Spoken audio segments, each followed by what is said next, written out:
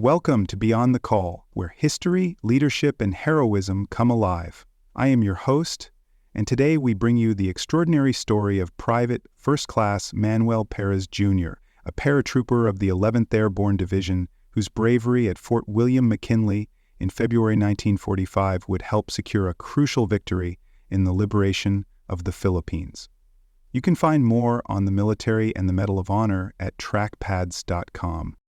This episode is drawn directly from the full written article, telling Pérez's story in vivid detail, from the oppressive heat and peril of Luzon's jungles to the deadly fortifications of Fort McKinley. You will hear how one soldier's unyielding courage broke enemy defenses, saved lives, and left a legacy that still inspires generations. In the dense, humid jungles and battered streets of Luzon in early 1945, the United States Army fought a desperate push toward Manila, the capital of the Philippines, and a key to ending Japanese control in the Pacific. Among the thousands of soldiers battling through fortified positions and relentless enemy fire was Private First Class Manuel Pérez Jr., a young paratrooper whose determination and ferocity in combat would etch his name into the annals of American military history. Pérez's actions on February 13, 1945 at Fort William McKinley stand as a testament to the rare combination of skill, courage, and unyielding will that the Medal of Honor recognizes. Against heavily entrenched Japanese defenses bristling with pillboxes, machine guns, and overlapping fields of fire, Pérez led from the front, taking the fight directly to the enemy with a resolve that inspired his comrades and shattered enemy resistance. What followed was a display of valor so complete that it would help secure a crucial victory in the Luzon campaign. It was not simply the destruction of enemy fortifications that marked his day's work. It was the absolute refusal to yield, the drive to finish the mission no matter the personal risk. For Pérez, the battle at Fort McKinley would be both his defining moment and his final chapter, a sacrifice that continues to inspire generations. By early 1945, the Second World War in the Pacific had entered its decisive phase. The United States, having seized the Marianas and advanced across the Central Pacific, turned its focus to liberating the Philippine Islands, fulfilling General Douglas MacArthur's vow to return. The Battle of Luzon, which began in January, was among the largest American operations in the Pacific, involving hundreds of thousands of troops and a vast array of naval and air support. Its outcome would dictate the pace of the final drive toward Japan. Fort William McKinley, located just south of Manila, was a strategic stronghold originally built by the United States Army before the war and seized by Japanese forces during their 1942 conquest. By 1945, it had been transformed into a fortress, bristling with reinforced pillboxes, interlocking machine gun positions, and concealed bunkers connected by tunnels. The Japanese defenders, determined to delay the American advance, used the fort's elevated ground, dense vegetation, and concrete emplacements to channel attacking forces into kill zones. The 11th Airborne Division, to which Pérez belonged, had been tasked with breaking through the fortifications as part of the final assault on Manila. This elite unit, trained for parachute and glider operations, was operating in a conventional infantry role in Luzon, advancing through urban terrain and heavily defended jungle approaches. Their mission was to neutralize the fortified perimeter guarding the southern approaches to the capital, a task requiring precision, aggression, and no small measure of courage. Conditions on the ground were punishing. The tropical heat sapped energy, and the heavy rains of the Philippine wet season turned trails into mud traps. Japanese troops fought with the grim resolve of an enemy determined to fight to the last man. Every yard gained came at a cost, and progress was often measured in feet rather than miles. It was in this crucible, against a well-prepared enemy, in unforgiving terrain, that Manuel Pérez Jr. would distinguish himself in a way few soldiers ever have. Personal background. Manuel Pérez Jr. was born on March 3, 1923 in Oklahoma City, Oklahoma, to parents of Mexican heritage. His early years were shaped by the challenges of the Great Depression, which instilled in him a strong work ethic and a quiet resilience. As a boy, he moved with his family to Chicago, Illinois, where he attended local schools and became known for his determination, physical energy, and sense of responsibility toward his loved ones. Friends and family recalled a young man who was both reserved and fiercely loyal, someone who valued action over words. In September 1943, Pérez enlisted in the United States Army in Chicago. His decision reflected both a sense of duty and a desire to contribute to the national war effort, already raging on multiple fronts.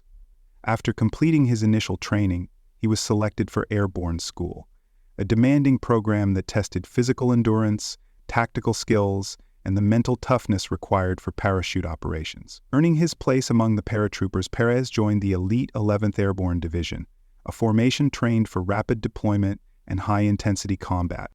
Before his Medal of Honor action, Pérez had already seen the realities of combat in the Pacific. He participated in operations that required moving swiftly across challenging terrain, striking with precision, and maintaining discipline under fire. His unit's role in Luzon placed them in the thick of the fight, where leadership often meant stepping forward when others could not. Pérez's courage and ability to act decisively under pressure became evident to his fellow soldiers long before the events at Fort McKinley. Tragically, Pérez would not live to see the peace his actions helped secure. He was killed in action just weeks after his gallant assault on February 13, 1945, his life cut short at the age of 21. His remains were later returned to the United States, where he was laid to rest in Fairlawn Cemetery in Oklahoma City.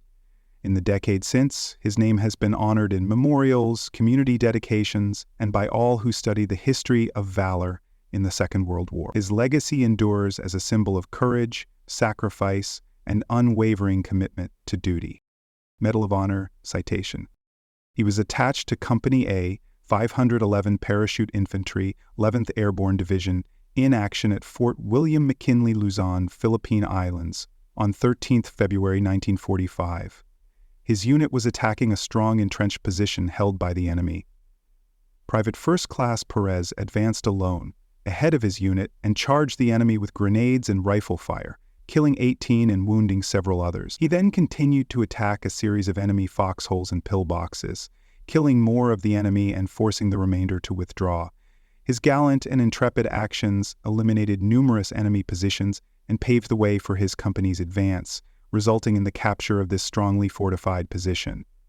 His extraordinary heroism and devotion to duty are in keeping with the highest traditions of military service and reflect great credit upon himself and the United States Army, where valor was forged. What follows is a blend of recorded history and dramatized combat detail, crafted to honor the memory of Private First Class Manuel Pérez Jr.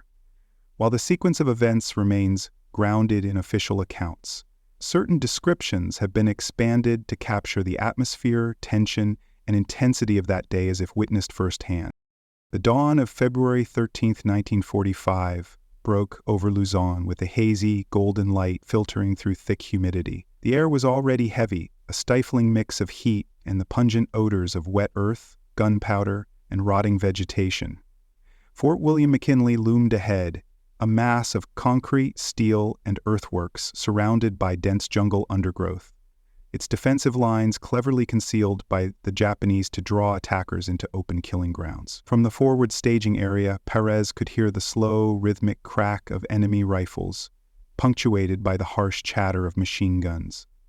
Somewhere to the front, mortars thumped steadily, their shells exploding with sharp, concussive blasts that sent leaves raining down from the canopy. The men of Company A, 511 Parachute Infantry, crouched in shallow depressions and behind natural cover, waiting for the order to move. They had already fought for hours to gain their current position, clawing forward through tangled vines and churned mud. Communication came in terse bursts over the SCR-300 field radios, platoon leaders requesting suppression fire, forward observers adjusting artillery onto stubborn pillboxes. Pérez's squad leader pointed toward a cluster of reinforced positions ahead, where the enemy's fields of fire overlapped, making direct assault a near-suicidal task. But the advance had to continue. The longer they waited, the more time the defenders had to regroup. When the order came, it was almost drowned out by the shriek of incoming rounds. Pérez surged forward with his M1 Garand at the ready, keeping low and moving in short, fast bursts from cover to cover. Bullets snapped through the air around him, cutting palm fronds and kicking up spurts of wet soil. A machine gun somewhere ahead found its rhythm, hammering out a deadly, steady beat. Pérez dropped behind a rotting tree trunk, his heart pounding, and pulled a fragmentation grenade from his belt. He yanked the pin with a sharp twist and lobbed it toward the muzzle flashes. The explosion was deafening, a flat, hard crack that reverberated in his chest. As smoke billowed, he rose and advanced, firing controlled shots into the chaos. The Japanese defenders, disciplined and determined, fired back with Arisaka rifles and Type 96 light machine guns, their tracers streaking orange-red through the haze. Pérez pressed on, the world narrowing to the next piece of cover, the next threat to neutralize. Ahead, a squat concrete pillbox jutted from the earth like the prow of a buried ship. Its firing port spat flame and death, locking down the path forward. Pérez, without waiting for orders, broke left through a shallow depression, skirting the edge of its field of fire. He crawled the last few yards, feeling the grit and moisture of the earth against his skin, before pushing himself up and hurling another grenade directly into the embrasure. The muffled detonation was followed by silence from within. But there was no pause in the fight. Enemy soldiers were repositioning, their shouts in Japanese carrying over the gunfire. Pérez darted forward, using the smoking ruin of the pillbox as temporary cover. He spotted two foxholes ahead, each with a crew preparing to fire on his comrades. Raising his rifle, he fired with calm precision, dropping one enemy soldier before rushing the position. He vaulted into the foxhole, rifle butt swinging in a brutal arc to silence the second defender. The immediacy of combat left no room for hesitation. Every second taken meant another life at risk. The terrain ahead opened into a narrow corridor flanked by two more pillboxes. It was a killing alley, deliberately designed by the defenders to funnel attackers into concentrated fire. Pérez paused only long enough to reload, the metallic ping of the ejected clip echoing briefly before another thunderous volley erupted from his rifle. Smoke and cordite stung his eyes, and the metallic tang of blood and sweat filled his mouth. He advanced again, driven less by adrenaline than by the iron determination to break the enemy line here and now. Pérez could feel the vibrations of nearby explosions through the soles of his boots as he closed in on the next strong point. The Japanese machine gunners were disciplined, firing in bursts to conserve ammunition, shifting aim just enough to keep every approach lane covered. He knew his only advantage lay in speed and surprise. Sprinting from cover, he zigzagged through the beaten zone, feeling the whip of rounds tearing through the air around him. As he neared the pillbox, he pulled a grenade from his weapon gear, primed it, and rolled it expertly through the narrow firing slit. A dull thud echoed within, followed by the sound of shifting rubble and the cries of wounded defenders. Without breaking stride, Pérez shouldered his rifle and fired into the position to ensure it would not come alive again.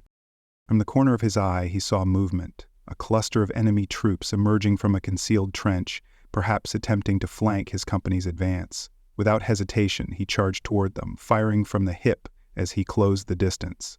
The engagement collapsed into brutal close quarters.